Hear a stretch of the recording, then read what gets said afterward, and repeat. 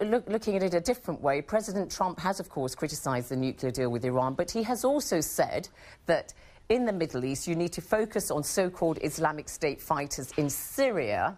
Now, that effectively puts the Americans on the same side as you, because you're fighting, you say, Islamic State fighters on the side of President Bashar al-Assad in Syria. So actually, you're in the same camp.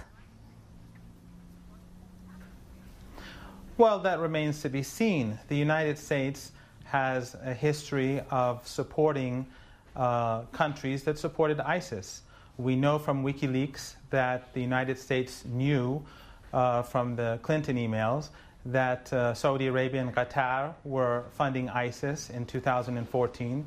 We know from the Defense Intelligence Agency document of 2012 that the United States back then knew that the dominant force in Syria were the extremists and that Turkey, Saudi Arabia, and Qatar were supporting them.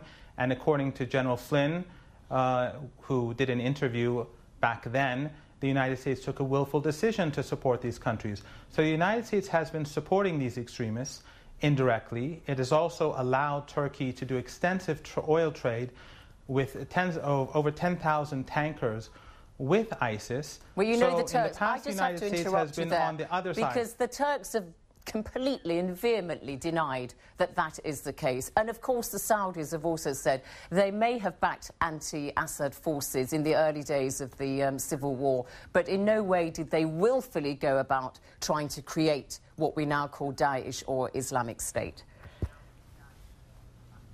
Well, I'm basically referring to Defense Intelligence Agency documents, which is the most important Pentagon military intelligence organization, and I'm making reference to Hillary Clinton's emails. So this is not coming from Tehran.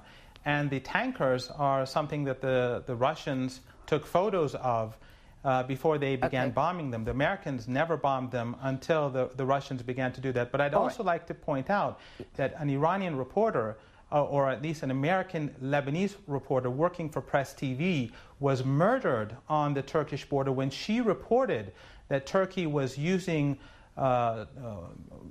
aid trucks linked to the UN to send in weapons and people into Syria. And then Turkey threatened her, and she was murdered the next day. Of course, after you're the very report.